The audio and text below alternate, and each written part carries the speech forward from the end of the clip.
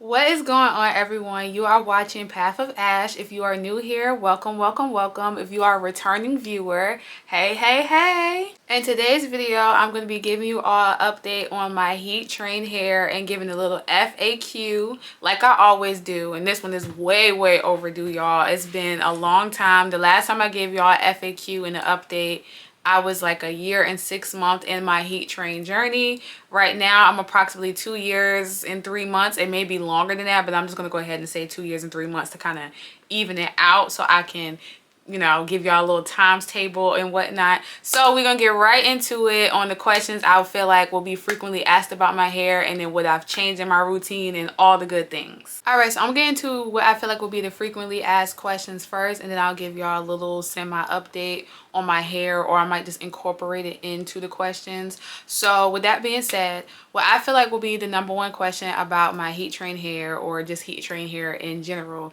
is, how's the curl pattern doing at the 2 years and 3 month mark? As for me and my curl pattern now to what it was when I did the year and 3 month mark or year and 6 month mark, it has drastically changed a lot. Like, I wouldn't say I don't have any curls left, but there are a lot more straight pieces. Of course, my roots are a lot puffy. You can see the curls, but the curls are like being stretched down by the straight pieces in between when my hair is wet. It's more so tighter in the back than it is in the front, but my hair has always been like that. Even before I started using heat, I had like a looser curl pattern at the front, and the back was just super, super tight and coily. So the curl pattern has changed a lot, especially if you go and look at my wash day videos, which I have like a million of those. If you look at them over time from like when I first started my journey and then going into like now in the current, curl pattern has changed a lot. So what I would suggest for someone who really does care about their curl pattern, and I say this in every single video, if you care about your curl pattern a lot, I wouldn't say heat training hair is not, or heat training your hair is not for you, but I will say you can do other methods instead of doing the whole silk press routine. That's, washing, blow drying, and then going in with any type of straightener of your choice. Skip the straightener part. I will say just blow dry your hair, kind of keep it stretched out so that it's easier to maintain and manage, and you probably can see some length retention with that without your hair always being shrunken up all the time. And then try to do like braid outs, twist outs to kind of make that blowout last. And that can be a form of your way of, getting acclimated to heat training your hair by just using the blow dryer. Now, blow dryers can cause damage there. I'm not going to say that blow dryers don't cause damage, but they're a lot less, or it'll be a lot less than doing the whole routine of using a straightener, a flat iron, or a hot comb, or whatever. I would say, in my opinion, it is possible to heat train your hair without damaging it as much. And I say as much because the whole purpose of heat training is to alter your curl pattern. And if that's not the reason, it's kind of to like manage or make your hair a lot more manageable by keeping it stretched out. But I can't sit here and say that you can heat train your hair without any damage, because using heat over time is going to cause some type of damage or some type of alteration to your hair. All right, so we're going to stay on the topic of curl patterns for a little bit, because I feel like that's like the most frequent, like especially when you are fully natural and you're just looking to do something different with your hair, you're always going to care about that curl pattern. Because when I first started my heat training journey, I cared about my curl pattern till I didn't, but it was always something that was holding me back from actually feeling committed to it, because the curl pattern was just like, I just don't want my hair to be looking raggedy and a hot mess. So we're gonna stick on curl pattern. So question number 2 that I feel like will be the most frequently asked is when I started to see a difference in my curl pattern. So if you keep track of my channel, or if you go down the rabbit hole of my channel and go down some videos, you would see that when I first started my heat training journey, I was, what I discussed before, I was just a blow dry natural, meaning that every wash day, didn't matter, I blow dried my hair. I didn't use any type of straightener. I just blow dried my hair, and then I would style my hair with that blow dry. So it was either I was going to leave it out, or I did a braid out. I did different styles to maintain my hair being stretched, or I did different methods to keep my hair stretched until my next wash day. That was my routine before. I didn't really notice a big difference in my curl pattern then.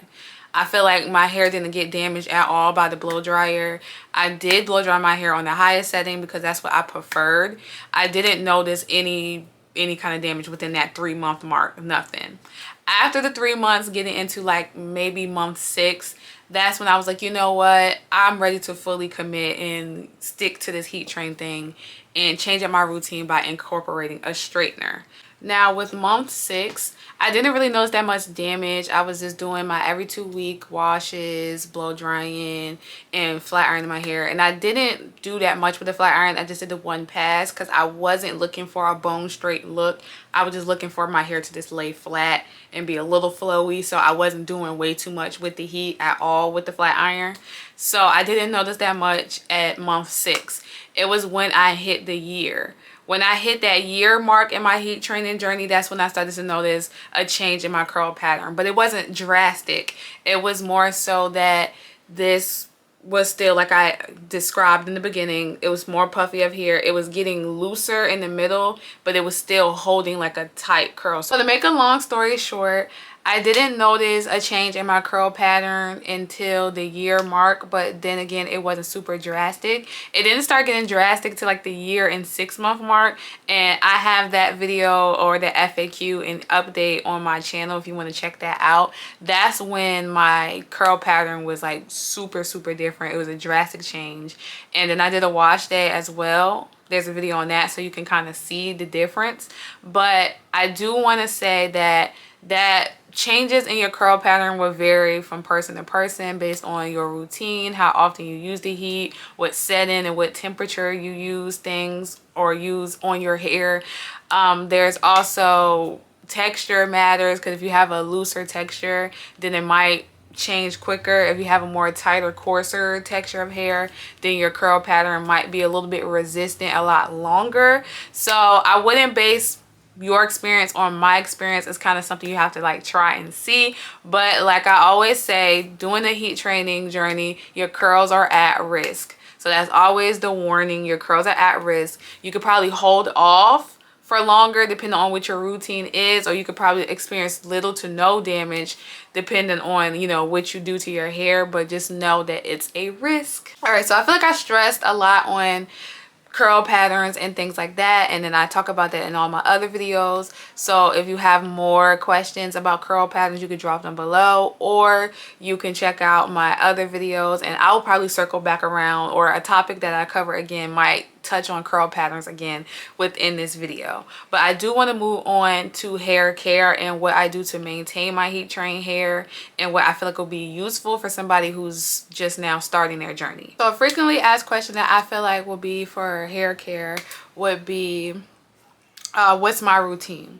So for me, I wash my hair every 2 weeks still. That hasn't changed. I find this to be a lot better for me, but this will vary person to person as well. You can wash your hair every week, or some people have to wash their hair every couple of days. But I noticed that my scalp gets really like gunky and get really dirty and dandruffy at the week 2 mark. Now, what my wash day routines consist of, even though y'all see it on this app 24 million times, my wash days consist of doing a hot oil treatment. I try to do this every wash day, but sometimes I skip it. But majority of the times I am doing a hot oil treatment because my scalp be dry and my hair needs that rejuvenation. So yes, a hot oil treatment, of course, shampooing and conditioning, and then going in with a deep conditioner. I try to do a deep conditioner every wash day as well, especially when we're doing heat. I have to keep my hair moisturized. I have skipped out on deep conditioners, but do not be like me. Always do that deep conditioning every wash day. And also I do a protein treatment or a bond repair treatment every month. The protein treatment and the bond repair treatments are new to my routine, but they are very useful. So if you are heat training your hair, please start doing protein treatments or bond repair treatments. Start doing some research on them. Start looking at different brands and figure out which works for your hair the best. But it's just so important to incorporate those into your routine, because those are going to build the bonds back into your hair and make your hair a lot stronger. Because when you use a lot of heat, or if you use chemicals or anything like that, it's breaking down the bonds in your hair. So you have to restore them with something. We need something to keep our hair stronger so it's not breaking off. So I would suggest adding that into your routine pronto. And this can also help with your curl pattern if you really do care about your curl pattern. If you're trying to do the blow dry natural method. This can help as well, because if your hair is stronger, then it'll be a lot more resistant to that damage so quickly. So just try to incorporate that. I'm going to keep stressing that. Get that protein treatment. Other than washing or all the wash day business, another thing that I do, a part of my hair care routine, is moisturizing and sealing my hair, which is a complete must. And the method that I use for moisturizing and sealing my hair is the LCO method, the liquid cream oil method. So I go in with a liquid based leave-in conditioner, and I spray that from my roots all the way to, well, from my ends all the way to my roots. And I do a good amount of sprays, not too much where it's going to revert my hair like completely, but just enough that I feel like it's really seeping into my strands. Then I go in with the leave-in conditioner cream, and then I start that on the ends, focusing on the ends, because the ends are the babies. Those are the oldest part of your hair. You got to make sure those are all sealed together. Then I go in with a light oil. I do have rosemary oil, but I put that on my scalp. I have been using this Dew Grow oil. It's right here. I'm almost at the end. This works wonders. It's so good on the scalp and hair, and it's very lightweight, and it doesn't have like a strong smell to it. So I've been using this, and that helps with the frizz, because I get a lot of like flyaways and things up here, especially at the top. So I go in with that serum after I moisturize my hair, and then when I do that, I wrap my hair. So I moisturize my hair at night, and I typically moisturize my hair every other day. I'll say every 2 to 3 days. I did just put that oil in my hair, so my hair is like really weighed down. Speaking of weighed down hair, also a good tip, and what I have been adding into my routine, is dry shampoo. So this silk press is a week old, and it's oily because I've been putting oil in my hair because my scalp has just been itchy and irritated. But I have been putting a lot of oil in my hair, so my hair feels greasy. It's been a week, so my scalp is not too dirty or anything like that, so I'm gonna hold off until my wash day, which is be next week. But dry shampoo works wonders, especially on like the hair itself. It absorbs all the oils. So if you see that your silk press is getting a lot greasy a lot faster, invest in some dry shampoo. That's another key tip for all the people that like to wear their hair straight, or in their heat training journey, you're more so on the straight side instead of doing the blow dry side.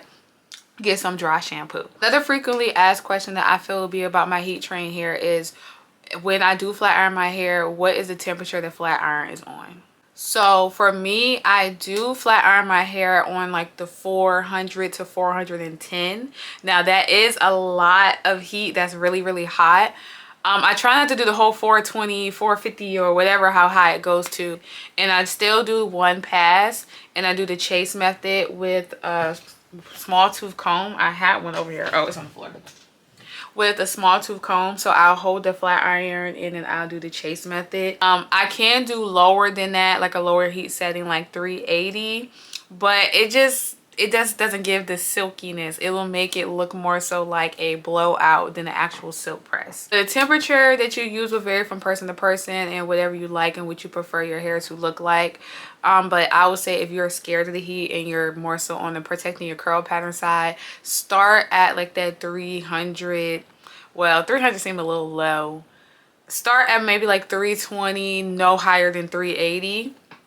And then gradually kind of turn the heat up if you need to. Now, if you don't, just keep it that way. But if you need to, kind of do it gradually. Another thing I did want to add as an update on my hair, I do not silk press my hair all the time, if that makes sense. Like sometimes I just go and do a blowout, and that's it. So I'll just use my round brush, blow dry it, put rollers in it, kind of do like a whole roller set type of thing, and then I don't even use a flat iron at all. Other frequently asked question I feel like will be asked will be, do I use a heat protectant, and if so, what kind do I use? So yes, I do use a heat protectant. In the beginning I did not use one all the time, and that was a big no-no, and that's why my hair was frying. But I do use a heat protectant now, and it's the ApHogee leave-in heat protectant pro vitamin mix. I'm actually gonna get it, because that, I don't know if that's really what it's called, but I do know the label is really like wordy. So it is this. It is the ApHogee Pro leave-in conditioner, which says it protects against heat. And when you read the directions, it's more so speaking on as if it's a not more so like a leave-in, more of a heat protectant. So I use this every time I blow dry. Now I do not reapply the heat protectant when I do go in with the flat iron. I've never done that. I don't know if I should though, but I only put this on my hair when it's damp, and then I go in with the blow drying, and then I flat iron after blow drying. Also, even though this isn't a question, I just see this as a helpful tip, especially when you have resistant hair. I would recommend that you blow dry your hair and that you wait a little bit before going into flat iron. And I found this tip on TikTok because I found out it's a lot of people like me that when you blow dry your hair and then you go in and immediately flat iron, it feels like your hair is getting moisture back into it and it's somehow reverting as you're straightening it. And what it is like the air. It's something about like the air being different.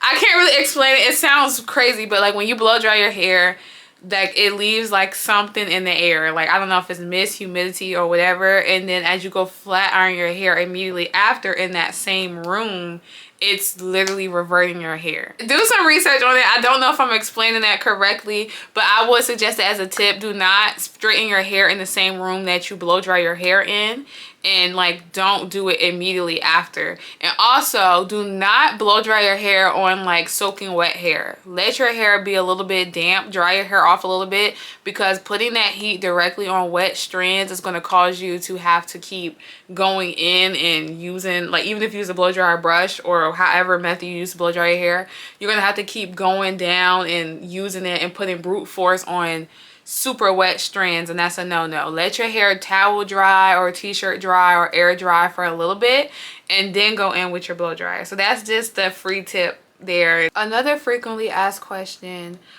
for me would be, do I take breaks from heat? Yes, I do. I do take breaks from heat, and I would suggest this for anybody who is heat training their hair or looking to heat train your hair. You should take breaks.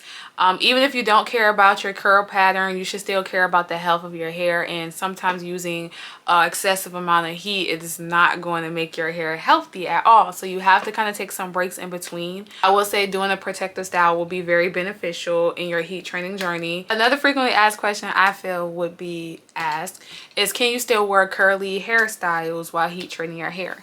Yes. Now, as for someone like me that wears their hair straight and their curl pattern is altered completely, you have to do a lot more to your hair to make the curly styles work. Like as for me, I do still do braid outs, but I have to use perm rods or flexi rods or any type of curl former so my hair can really hold that curl. But I used to just be able to do a wash and go and be able to just have my hair like curly. So what I'm trying to say is, if you wear your hair straight or if your curl pattern is altered, you'll probably have to do a lot more manipulation to your hair, like braid outs, twist outs, and you know, putting some type of curl former to your hair so it can actually hold the style. Now if you're on the blow dry natural side, you probably don't have to do this, because when I was blow dried natural, my curl pattern wasn't altered at all, like I told y'all. So I was still able to do wash and goes, even though I didn't do them often, but I was still able to do that. So to make a long story short, I do still wear my hair curly. I don't do it as often as I used to, but when I do, I'll just do like single plaits and put perm rods at the end. I have videos on that. All right, so last question to answer, because I don't want to cut this video off right here because I know I can ramble and make this super long, and I don't want this video to be long. But last question would be, what kind of flat iron do I use? And I have it right here. This is the Red by Kiss silicone flat iron, and it has where you can change the temperature in the inside right here, and it goes up to 450 degrees, but that's cooking status, okay? Ain't nobody trying to cook their hair, so we don't use that. But like I said, I do the 400 to 410. I did used to use the Revlon flat iron. It was the 1-inch straightener, and that was really good. But I found this one. I actually brought this one before I brought that one, and the Revlon one kind of outshined this. I probably used this like once or twice before I brought the Revlon one, because I got influenced to buy that one. But I started reusing this one about a couple months ago because I found it in my closet, and this works a lot better than that one. I don't know what it is. I feel like the Revlon one, I feel like I had to do multiple passes with that one. But with this one pass gets me right. And if it don't, it just don't. So that's all for this video today. I really hope you guys enjoyed it. That was more informational for y'all. I feel like this one didn't really go into deep detail as my other FAQs because I have 3 of them at this point and this makes the 4th one. So I didn't want to keep repeating myself or repeating information if y'all already seen them. If you do need some more, or if you have any more questions, you could drop them down below and I will make a new video or a new FAQ. Or if you want some more research, go ahead and check out my old videos because that probably answer your question in those. So with that being said, y'all, I will see y'all all in the next one. Bye.